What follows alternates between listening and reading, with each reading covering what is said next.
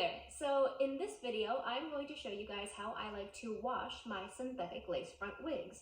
So just like all of my other videos, when I'm teaching something, I want everybody to know that there is no one right way to do something. There are a dozen different ways that you can wash your wigs. This is just my way of doing it. So I'm going to go ahead and demonstrate that for you. So what I'm going to do is in this sink, I have a bucket of warm water. I like to just put it in a bucket simply because I don't need this whole sink full of water. So I put it into a bucket, and then I'm going to be using only two products. I am going to be using baking soda and I'm going to be using shampoo. The shampoo that you use does not matter. Today I'm using Hask, but that is simply because that is what was in my bathroom at the time.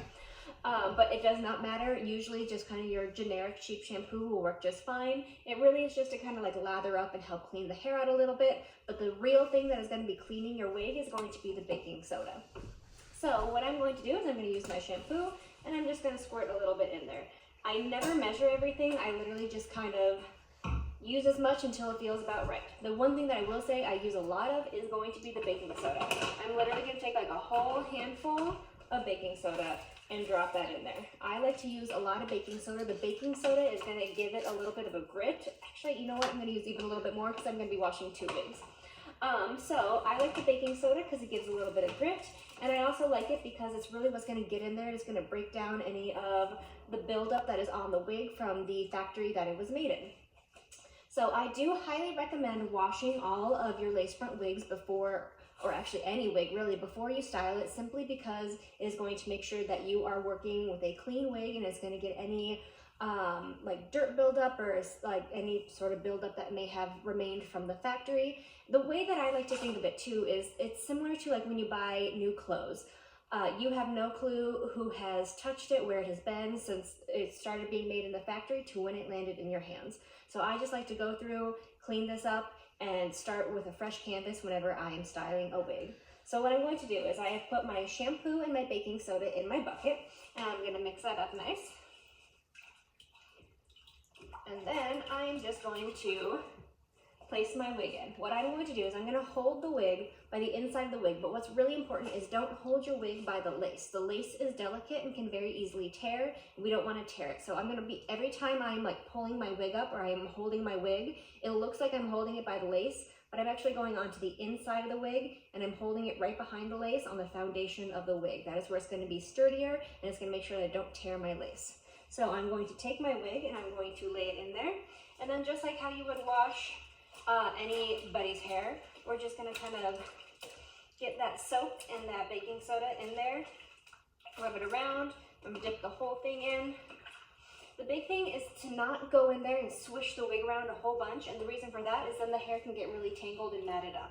This is especially important if you are working with like a fully hand-tied wig, and actually if you're working with a fully hand-tied wig, you will keep it on the block. Like you'll block it onto your wig, and then you will keep it on that while you wash it, rather than dunking it in like this, because the knots can pull through the lace. So I'm kind of keeping track of it. Again, like the lace is sitting here up. It's not fully, I'm not swishing it around. I'm not having the hair pull through, and I'm just cleaning that lace. All right, so once we have our whole wig in the bucket here, you see, again, I know I've said it multiple times, but we want to make sure that we never grab it by the lace. So we're always grabbing it by the foundation or by like the wefted area behind the lace. That's where it's going to be the strongest, and it's going to make sure that we don't accidentally tear our lace. So if I pull it up, that's how I'm going to be doing that. All right, so we're just kind of making sure that we're getting shampoo through all of the hair. So we're just kind of scrubbing that in throughout the ends and then working our way up higher. So here's the big thing is when you have a fresh wig, you don't need to worry so much about making sure that the lace is clean. But if you are washing a wig that you have been using and it has makeup or product or sweat, you want to make sure that we are cleaning that really well. But another way is when you're washing it is that we just want to make sure that we're just kind of using our fingers and that we're scrubbing at that lace a little bit. Not too hard, but I'm just like rubbing in little small circles around the lace. That's going to make sure that we get all of the product and the sweat and the makeup off of that lace. So that's what's going to help keep it clean, especially because this is what is going to be on your skin. You want to make sure that it's nice and clean so that you don't get breakouts on your forehead. So we're just going to be scrubbing at that. Obviously right now this is a brand new wig, so it has a lot of lace. If you've already been using this wig, it'll have a lot less lace on it. So again, I'm just kind of pulling it out of the water, holding it by the foundation of the wig. Just kind of gliding all that shampoo and baking soda throughout the wig. Make sure that it's nice and clean.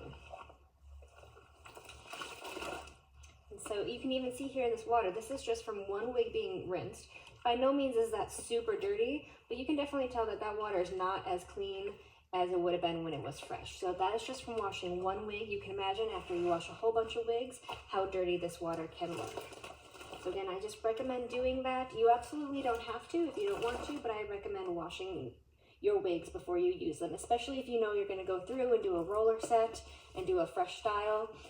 Then you might as well go ahead and wash your wig first so that you're starting with a clean canvas. Now I'm going through, and again, I'm always holding it by the foundation of the wig, and I'm just rinsing it off. I want to make sure that I'm rinsing that lace really well so we don't have any shampoo left in that. Getting around that hairline, and then swishing it down the rest of the wig, making sure we're getting all that shampoo and baking soda out. The temperature of the water that you use for synthetic wigs doesn't matter so much. You obviously don't want it to be boiling hot because your hands are going to be in it, but it doesn't need to be cold. Like I know when you're dealing with human hair wigs or just dealing with human hair period, you usually want to use cold water so that your color stays vibrant. It does not matter on synthetic wigs. This hair is not dyed. This is just plastic that was, so you don't need to worry about the color being rinsed out or anything like that. I have also had multiple questions in the past about using fabric softener. I do know that a lot of people like to use fabric softener when washing their synthetic wigs. Fabric softener is only necessary if you have a very, very tangly wig. So say you have this big old drag wig that you are ready to wash and reset and it's super tangled. You can use a little bit of fabric softener to help with that detangling process. The fabric softener is going to act as a conditioner like it would to human hair. It's just going to kind of help detangle it a little bit and make it a little easier to get a brush through it. My recommendations with using fabric softener on synthetic wigs is going to be I recommend not getting the scented fabric softener. That ends up being very scented and it is a very strong smell that you are never going to be able to get out of that wig again. Trust me, I've learned from experience. So I do recommend getting a fabric softener that is free of dyes and perfumes. The other thing is you want to, a little goes a long way. I wouldn't use too much fabric softener, otherwise you're going to be rinsing it out for a very long time, especially because in the grand scheme, this little wig is not very much material to be working with. So a little bit of fabric softener goes a long way. So the next thing that I'm going to do is I'm going to wrap this up in a towel and just kind of wring it out and get all the excess water out. And the next thing I'm going to do is I'm going to be blocking it and then I'm going to be rolling it to create my style. So if you guys are interested in learning how to block a wig or how to roll a wig, those will be the next couple of videos. The other thing that I always just want to remind people of is, once again, this is one technique for washing a wig. There is multiple techniques. It also depends on if you are using a human hair wig, if you are using a fully ventilated wig. There's lots of variables as to how you may want to wash your wigs, but this is how I usually like to wash my synthetic lace front wigs.